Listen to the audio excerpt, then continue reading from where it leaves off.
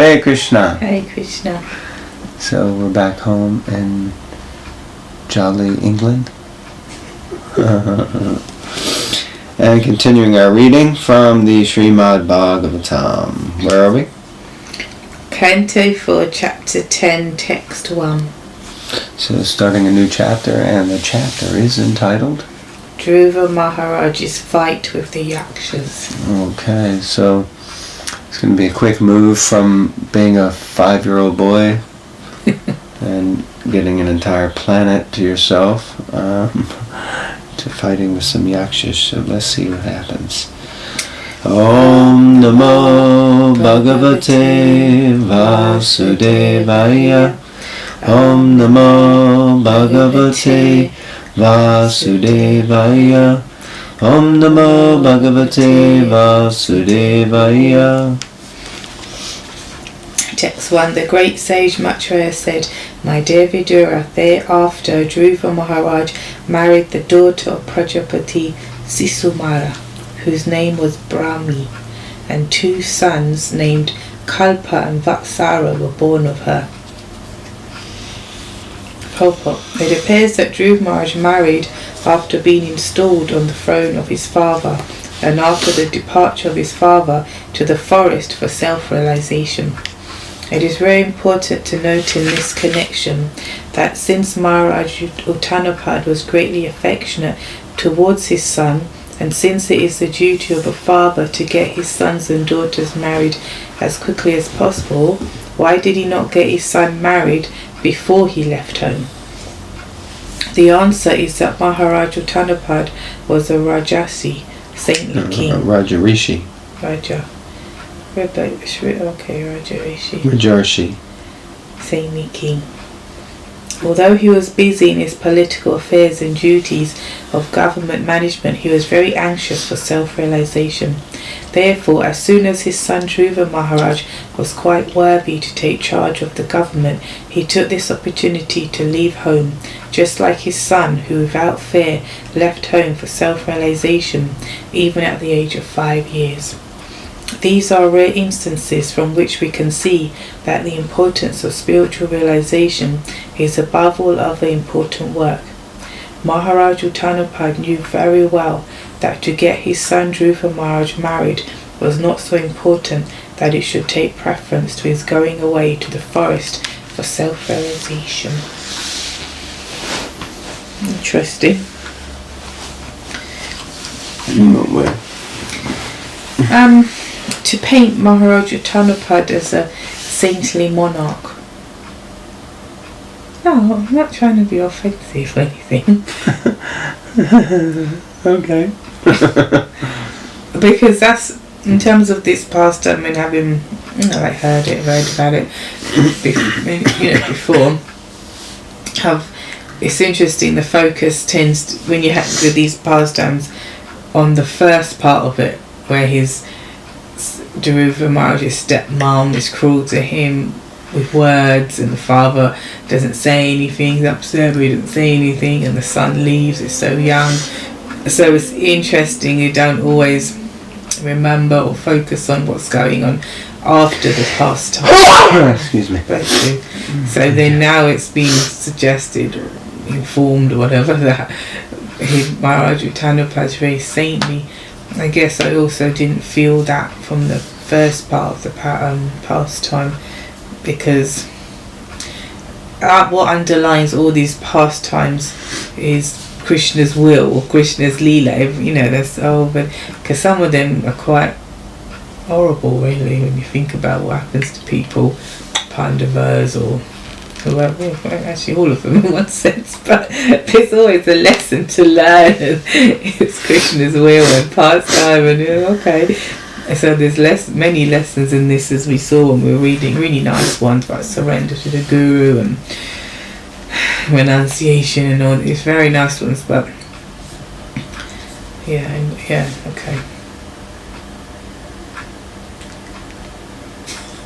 Okay, but so you started that you found it weird that all of a sudden now it seems like there's a focus on King Uttanapad as if he's a saintly person. So was there some point you were making about that? Yeah, I thought I made it. Yeah, that's not how he's presented during portrayed. Yeah, in the beginning. Main part, you could say, because when you talk about Dhruva Maharaj pastimes, generally people don't think about his fighting or this. There, people, but it's all about, when he was a kid, he got pushed off his dad's lap, his mum said like, his stepmom said like this, he went to the forest. So King Uttanapad isn't presented like that, but also it seems he's quite detached, therefore, from worldly duties. And maybe that is what led him to be detached from the son getting rebuked by the stepmom. Because it's like, but I'm not sure if that presents spiritual detachment in the best way. I wouldn't preach it like that, because spiritual detachment doesn't mean one is cold or aloof to another person's suffering. No, but and that's great. There's, really powerful points. What I understood from what you were saying. I guess one thing is that, and that's true. Okay, I'm spiritually renounced because this whole thing was a mess and I don't want anything to do with it anymore. Yeah, that's kind of, aversion. So it's not really necessarily spiritual renunciation. But it is true that sometimes challenging and provoking circumstances can bring one to a point where they realize that actually certain endeavors in life are really genuinely futile, and the main focus should just be to get on with my spiritual life, because I really would prefer to become spiritually developed than to focus on becoming materially developed when I see that it's futile. That's a nice point made. Yeah? Oh. I feel very honored. I concur. Say it again. I concur. You concur. It's like that quote we just read from Prabhupada Saraswati, I believe. One senior devotee sent us a message, and then he quoted Prabhupada Saraswati about the futility of material relationships, and I think it said we're all going to die, and I was, oh God. And so we should focus on the eternal, service to the Lord, like that. And there's a quote one devotee sent us. And so in that way, like when you focus on the bigger picture, then the puddles, you don't start analysing the puddles, and you don't drown in a puddle, because you're actually crossing the ocean of material birth and death.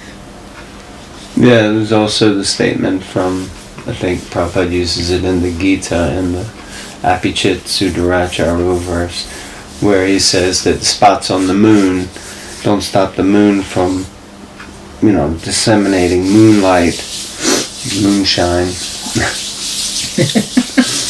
That would solve a lot of problems. Yeah, but so one has to learn to overlook spots on the moon. But I guess from this, it's sort of like, also we could see that King Uttanapad was he was a great personality. He was a Rajarishi, but he also was attached to one of his wives in particular. And similar sort of thing was there in the pastime of King Janak, the father of not King Janak. No, Dasharat, the father of Lord Ram, and and also Lord Ram is kind of accused of a similar sort of thing, being overly attached or henpecked. So it's probably not uncommon that this would happen to someone. And I think as we'll see here, that Dhruva Maharaj himself, who is clearly a great soul, who was blessed by the Lord directly, and who achieved a planet greater than Lord Brahma's, that even he later becomes but is overcome with kind of frustration or anger, and in this pastime, no spoiler alert, but he actually has to be rectified later himself, even though he's a person on the perfected platform. So, there's some interesting things. But King Uttanapad was a great person, but he was attached, and you could say, it was all for Krishna's Leela, for this Leela to play out. And then afterwards he realized, the futility of life. Not of life, but of material life, Okay. Wow, that was a lot of time on one verse. Okay, text 2. The greatly powerful Dhruva Maharaj had another wife named Ila. I mean, here you go. It's like, this is a perfected person. He's like seen the Lord face to face. The Lord touched him with a conch shell. He was, completely purified, benedicted in so many ways. And now he's got like 2 wives. I mean... Yes, because he's not attached. Well, yes. Very good. Yeah, exactly. But it just goes to show that just like... I was going to say Janak Maharaj, but so it just goes to show that a great personality doesn't necessarily have to be a sannyasi or a renunciant in that way. The greatly powerful Dhruva Maharaj had another wife named Ila, who was the daughter of the demigod Vayu. By her he begat a son named Utkala and a very beautiful daughter. Text 3. Dhruva Maharaj's younger brother Uttama, who was still unmarried, once went on a hunting excursion and was killed by a powerful yaksha in the Himalaya mountains. Himalaya.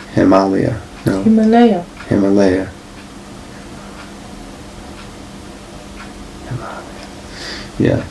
Himalaya. It's not Himalaya. We say it like that, but that A is long. It's the same, but it's Himalaya. In the mountains. In the mountain, right. Along with him, his mother, Suruchi, also followed the path of her son. She died. Text 4. When Dhruva Maharaj heard of the killing of his brother Uttama by the yakshas in the Himalaya mountains. You're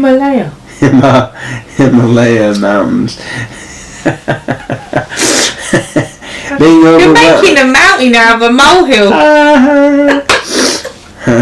Mountains being overwhelmed. Sorry, let me try that again.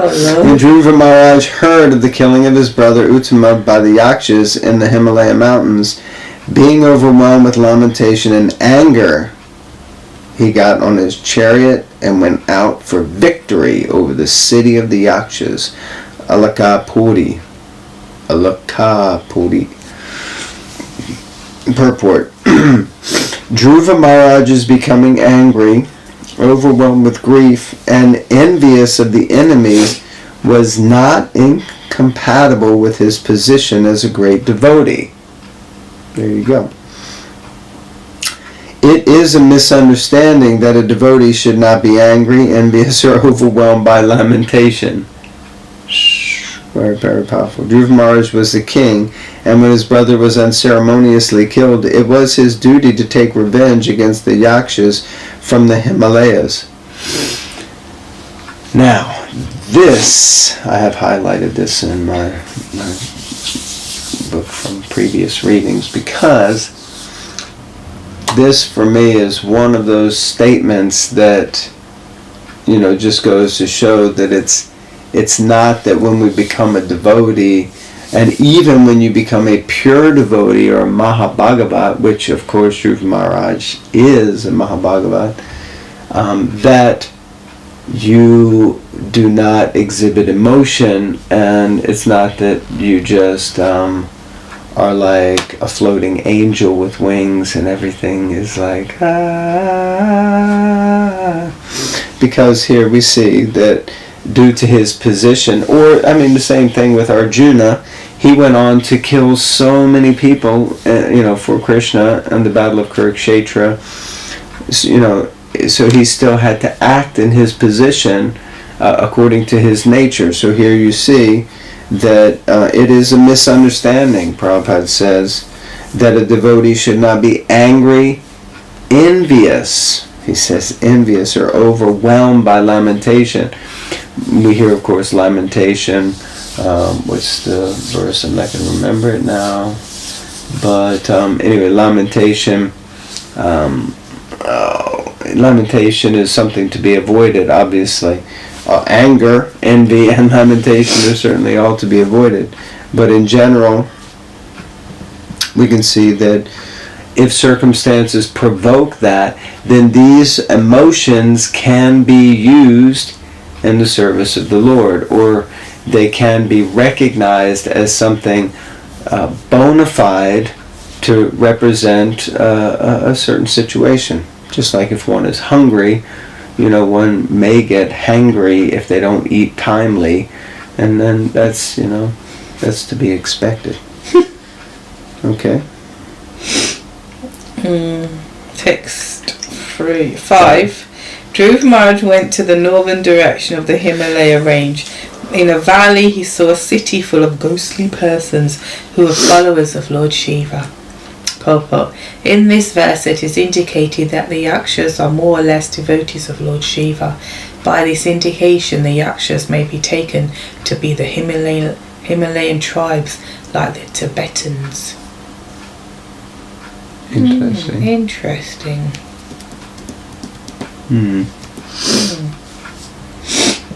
That's all I'll say. I like when I hear things like it's interesting, when you hear like little facts like that. Wow. So the people in the Tibetan people, they're Yakshases. Yakshas? Yakshas. Yakshases. No, just Yakshas.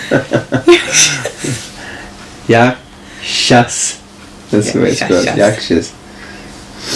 Okay, text 6. Maitreya continued. My dear Vidura, as soon as Dhruva Maharaj reached Alakapuri, he immediately blew his conch shell. The sound reverberated throughout the entire sky and in every direction.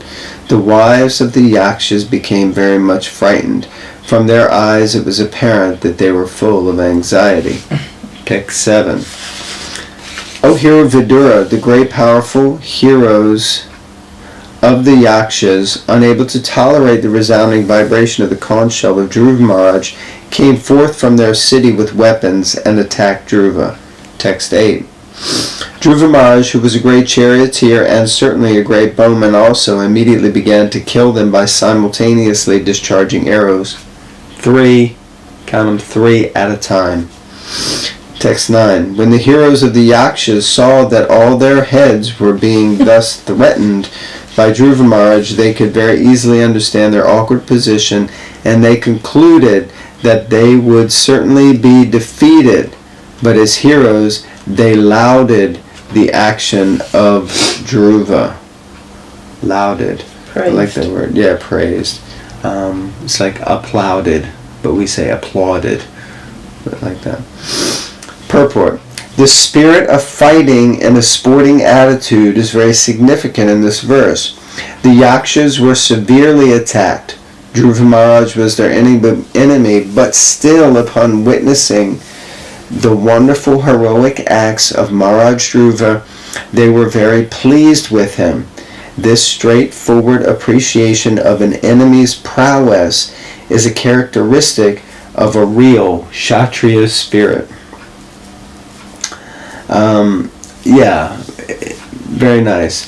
And I guess this kind of reminds me of how the Kurus and the Pandavas used to meet of an evening after a day's fighting, and they would say, that was a nice one, Bhima, you really whacked that guy, our side really hard, and Arjuna, you did good, and Arjuna would say, yeah, Dronacharya and Bhishma, it was wonderful how you did this, and so they would actually come together and, what was the word? Laud each other. They would encourage and appreciate each other. And Prabhupada here says that this is a characteristic of real Kshatriya spirit, that they can see that was a good one. Even if you got me, even if you knocked me down, that was a really good hit. Well done. Well done to you, you know. Interesting. Okay, maybe we conclude there. Okay. So thank you all very much for tuning in. And thank you, because you're tuning in, it encourages us to keep reading. I mean, even if you weren't tuning in, we'd probably keep reading. But we do appreciate the fact that many of you out there are following and sharing and liking and subscribing, and yeah, it encourages us, and we hope that it encourages you, and it's a reciprocal relationship. So please hear and chant, read the Bhagavatam, and take shelter of this amazing, amazing scripture. Hare Krishna. Hare Krishna.